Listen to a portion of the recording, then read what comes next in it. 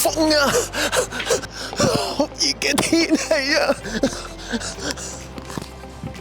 唔使怕，中國嘅工匠利用木頭同埋榫卯嘅技術，可以建造抵擋唔同氣候嘅巍峨宮殿。